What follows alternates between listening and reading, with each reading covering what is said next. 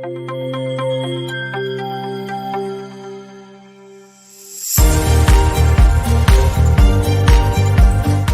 to the Festival of Storytellers.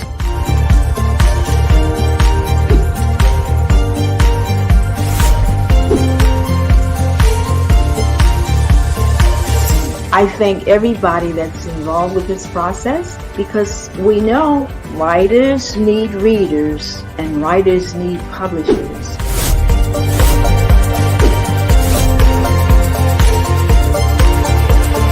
Experience is not about the publisher, it is about us, the authors.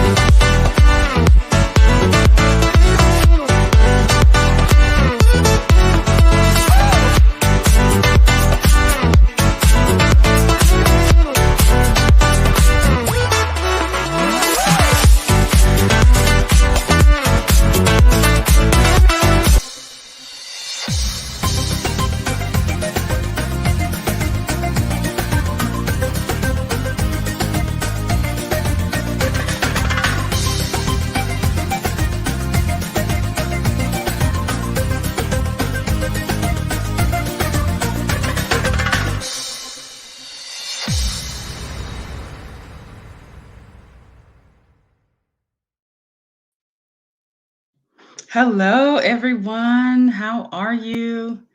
I'm so excited. Welcome, welcome, welcome. Yes, I am so excited to have you on. Um, Looking forward to our discussion today. We're actually going to be talking about just a few techniques that I do and kind of a routine that I kind of go through and hopefully it'll help you, help someone. So we're just going to go through this, and if you have any questions, definitely feel free to chime in. Again, thank you so much for your time. Thank you for coming in. Again, my name is Chuntenita Brewington Davis. I am the author of Happily Ever After, or Is It?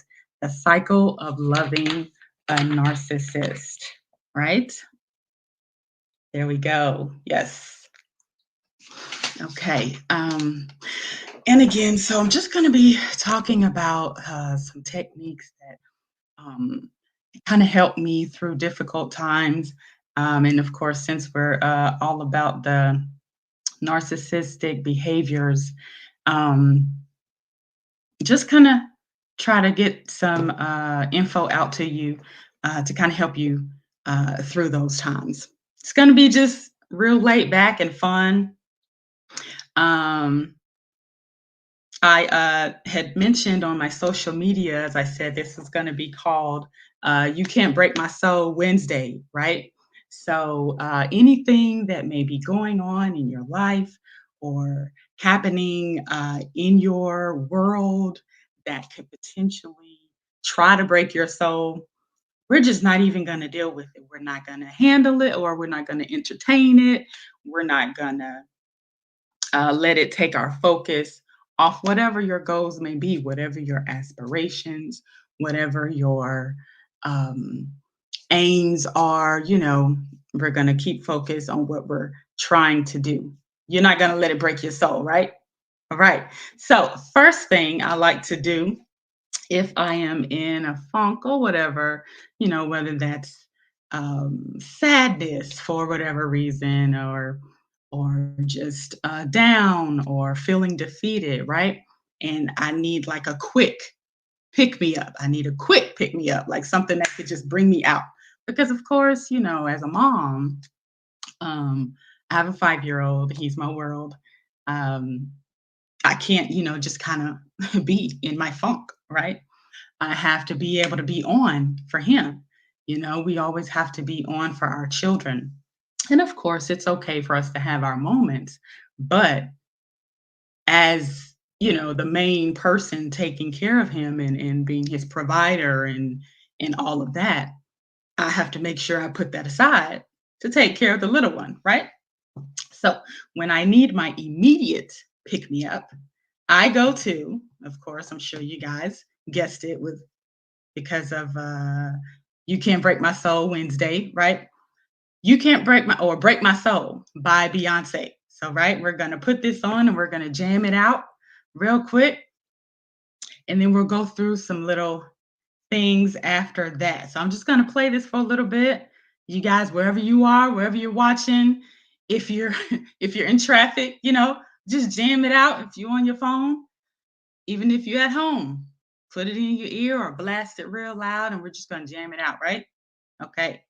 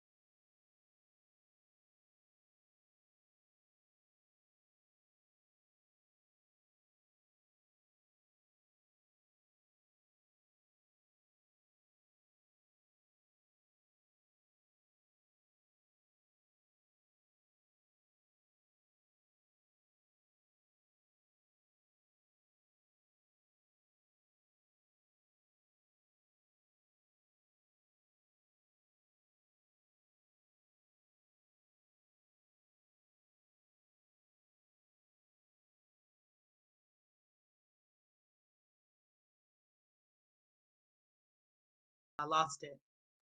Can we pop it back up? That was a good question. Awesome. Thank you, Jeff. How do we remind ourselves to be in the funk when the darkness is so strong that it is pulling us down every time? That's a great question. And thank you for that. What we have to do, because of course the funks are going to come, the low moments are going to come. Of course, that's life. We just have to I tell people, just ride the wave. We always know that at some point, the wave is going to come back up, right? That's how waves are. That's how they go. We automatically know that it's going to go down. It's going to go down. But we also know that it has to come back up. When it's going to come back up, we don't know that. But we do know that it's going to. So in those moments when it's so strong, it's so heavy, we just have to find coping mechanisms. For me, that's music. And for you, I'm not sure, what that may be for you, but let's think about it. Let's talk about it. What are those things that can bring you immediate kind of joy, even if it's just for a moment, right? What are those things that can bring you immediate joy? Jeff, I'm going to leave it on you. I want you to bring it back to me. Tell me one or two things that can bring you immediate joy in that moment. I'm going to be looking for your response, Jeff.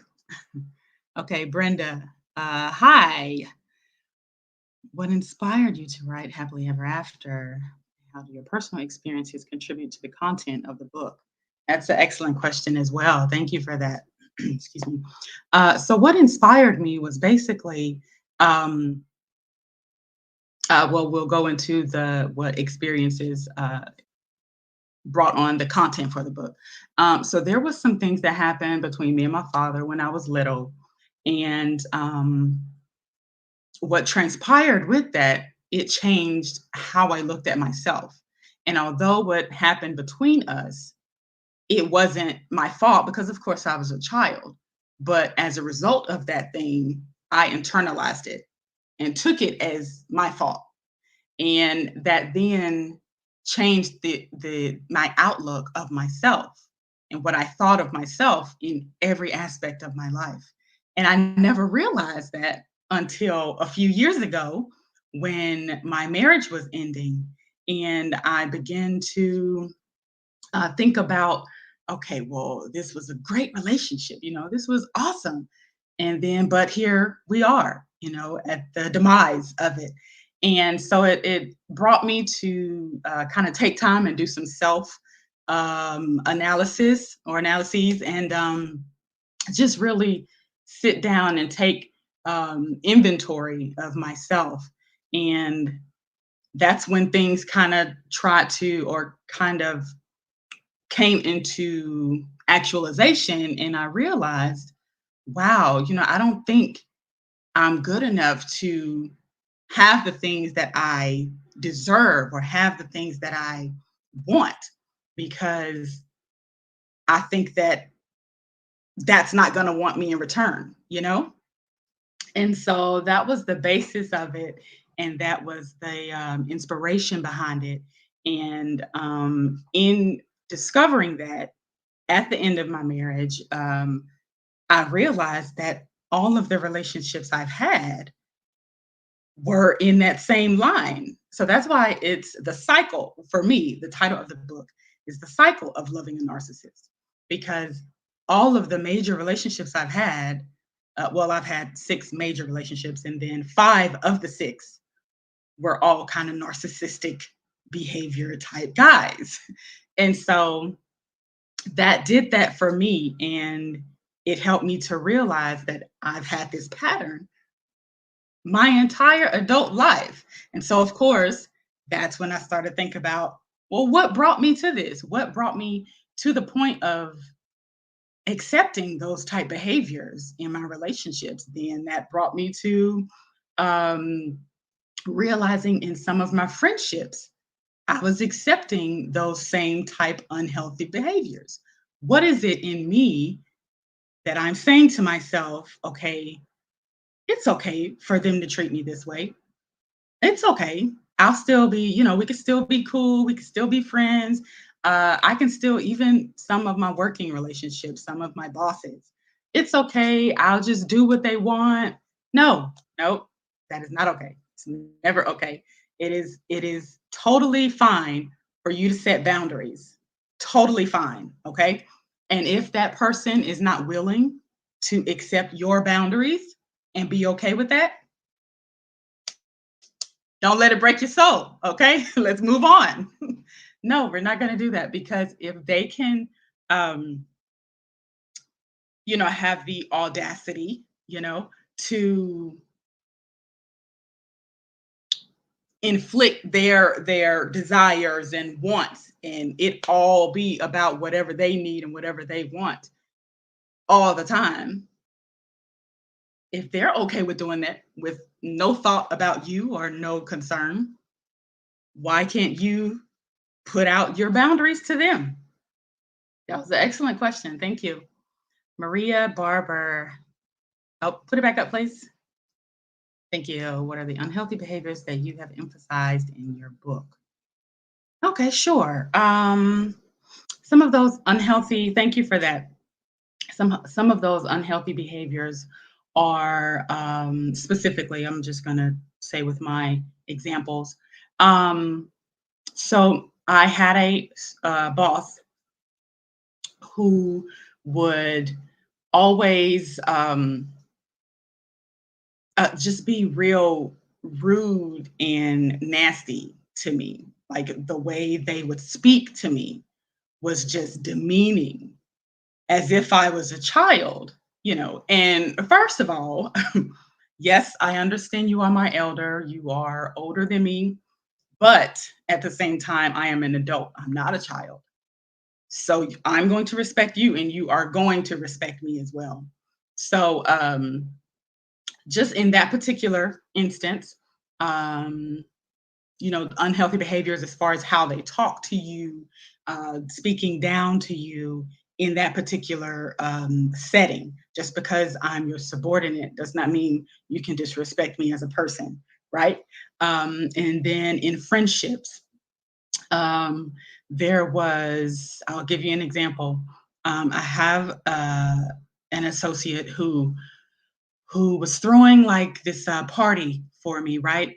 And I overheard them talking to someone else. And it was kind of a collaborative effort with some other friends and myself. And the person was speaking to someone else that wasn't involved in the party planning. And they were like, yes, you know, I'm helping with this because I know if it's my turn with something, then Shanti is just gonna go all out. You know, and it's like, okay, now they didn't know that I heard them say that. But as far as in friendship, we don't do things or we don't befriend people or help people in general expecting something in return, right? So it was like in that particular friendship, and there were other things, of course, that I noticed were just strictly for their gain, whatever they could get from the friendship when they were not benefiting from the friendships from our interactions somehow, then they had nothing, you know, to say or no time for me. So that's another one as far as in friendship. um Deanna says, how does the protagonist's journey in inspiration and reality reflect the struggle of balancing creative inspiration with the practical? um I'm sorry, put that one back up for me. Is this for this particular book, or is this the if is inspiration and reality, is that a book you're saying?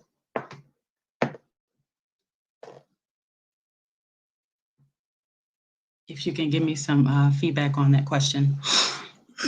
Tracy Walls says, what challenges do people commonly face? I think maybe that was in for another story title or book title, excuse me. Okay, Tracy Wall says, what challenges do people commonly face when trying to break the cycle of acceptance in unhealthy relationships? And how does your book address and provide? Is it possible for us to get the questions also in the chat to me in the backstage, please, just so I can make sure I answer all of the person's question? So put that one back up for me, please.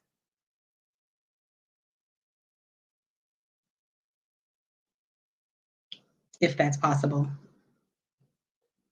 I definitely want to address everyone's questions and all of the question.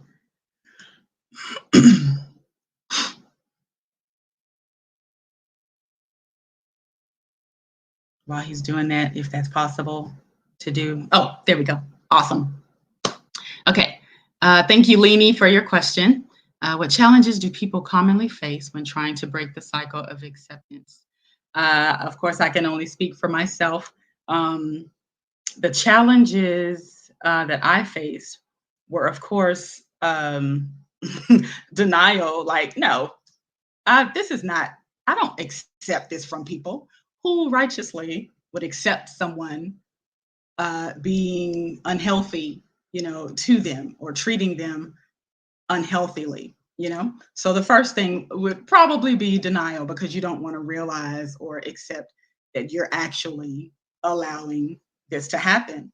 Yes, you're not telling the person to treat you that way, but you are, in a sense, making it okay because you're allowing it. You're not bringing any pause to it. You're not stopping it. You're not bringing it to their attention to say, hey, you can't treat me this way. I'm not going to accept this, you know? So that was a major challenge for me. And that could be, because of shame. I didn't want people to know, like, I was allowing this type of relationship to happen or these behaviors to happen. In one of the relationships that I speak about in the book, um, it was an abusive relationship, and physically, sexually, mentally, all of the things, right?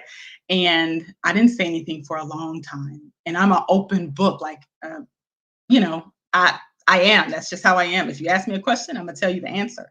But in that particular relationship, I was like quiet as kept because I didn't want people to know that I was allowing someone to hit me. And of course, you don't just say, "Oh, sure, hit me," of course, right? So, um, in the moments where I tried to get out of the relationship, it just made things worse. And whether that was the physical part of it became worse, or, just I felt within myself that I had to do what I had to do in order to survive, to make it through the next day, because some of that was pretty tumultuous, And so it was the shame for me. Um, but yeah, that was the main challenge, denial, and then just figuring out how to get out of the interaction. If it's with your job or your boss, you need that job, right? You can't really, you don't really want to bring up anything or say anything because that might bring down more heat. Or they might make you come into work every day pretty hectic. So I think it's definitely different for everyone, but there are many challenges that go on that people face. Those were two big ones for me. And that's a pretty long one. Can you put that one over in the backstage, please? And that second part of your question, Leanie, is how does your book address and provide guidance on overcoming those challenges?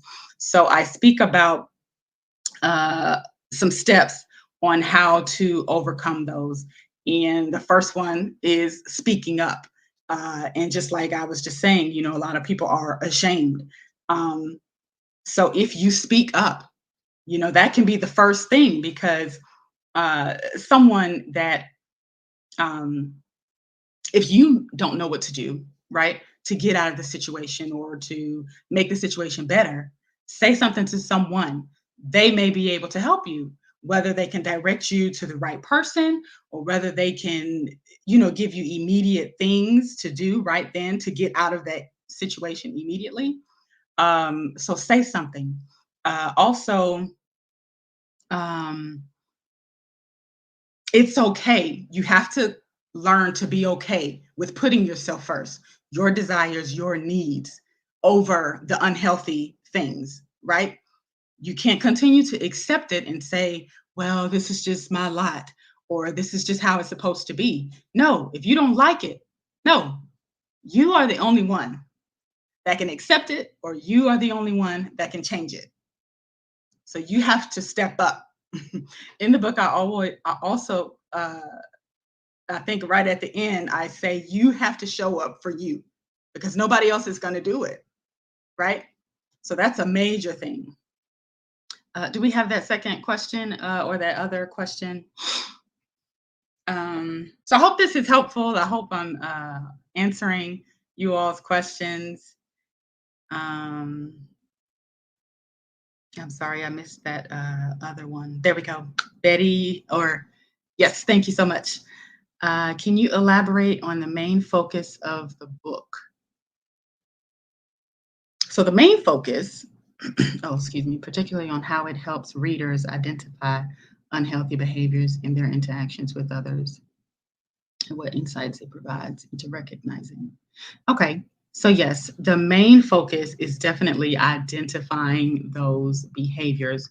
And I basically give you the DSM, which is the diagnostic statistical manual for narcissistic personality disorder, right? So you can have the formal definition and the characteristics of narcissistic behaviors. So I go through all of that and outline those. And I can give you just a few here. Has a sense of self-importance, exaggerates achievements, believes that he or she is special and unique, and can only be understood by other people who are of high status and just as special and unique as them. Has a sense of entitlement, um, unreasonable expectations of treatment and how they feel like they should be treated or what they deserve. And so in the book, I go into details of how the relationships I've had have had each of those things, each of those characteristics, and how they were exemplified in those relationships, and then how I realized that this is what this was in that relationship. Well, at the time, of course, I didn't because I was in them, but I didn't realize any of that until just a few years ago that these were these patterns. So yes, I hope that answers that question for you. What can you say about how social media is filled with so-called relationship counselors that make relationships tougher than they should be? That's good. That's a good one, Justin. What can you say about how social media is filled with so-called relationship counselors that make relationships tougher? That's good. Okay. So, um, I guess, I mean, of course, I can't take anything from anyone. I do not know their credentials or anything like that. But when you say they make relationships tougher, do you mean in a sense of what they're telling you to do in those relationships, or what they're saying for you to overlook? If that is what you're speaking of, then I say it's in that regard, it is a load of crap, right?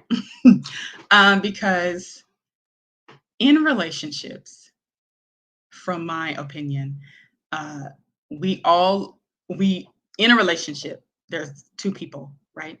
When we're speaking of interactions, there's me and there's another person. And in that interaction, both parties have their own right to be who they are in that relationship. And it is up to the other person to accept that or not accept that.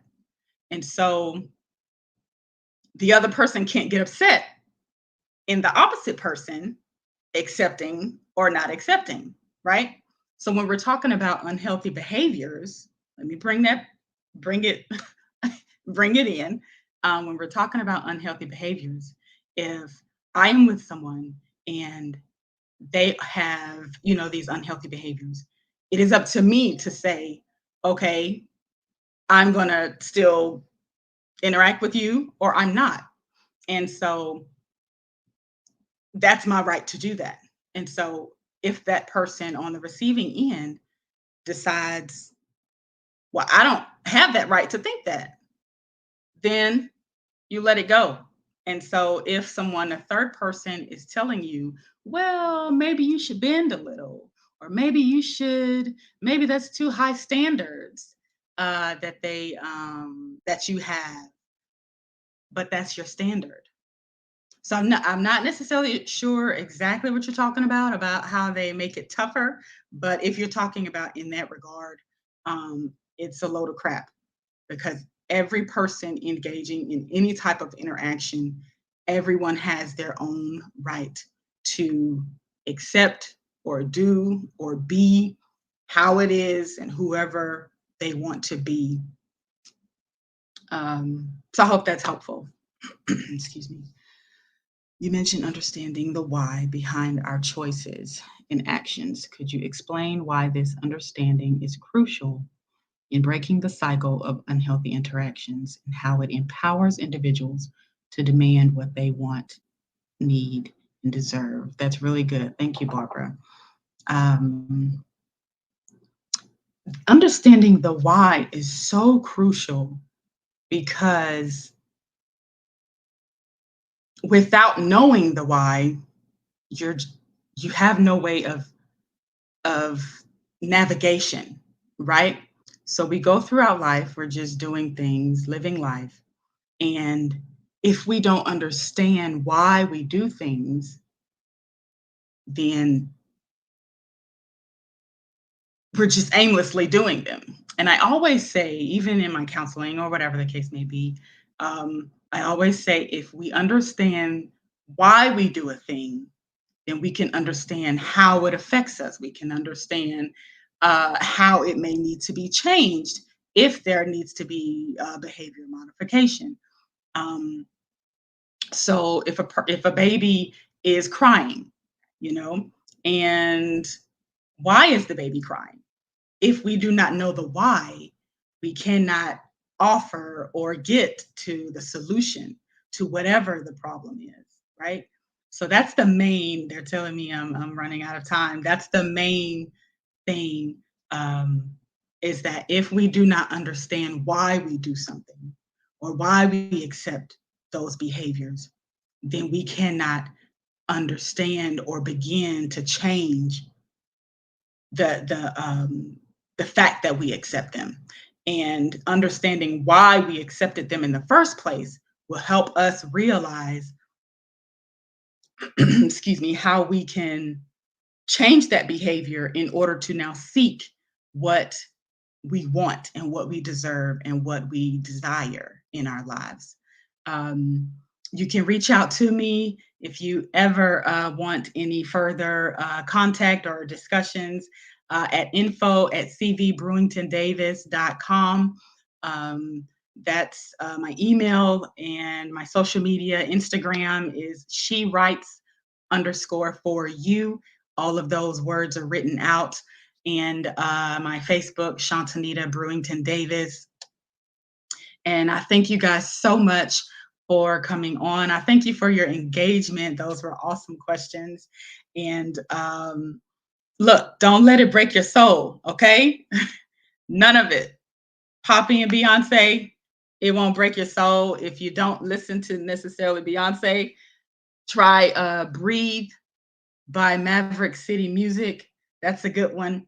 And also Oceans by Hillsong. Those are some ones that kind of help me get through my funks and help me ride the waves, if you will, Jeff. I think that was Jeff that asked that question. You can grab the book at Happily Ever After, or Is It the Cycle of Loving a Narcissist? You can grab it at Amazon.com. Thank you guys so much for being here, for joining me, and for your engagement. I will talk to you guys later. Thank you.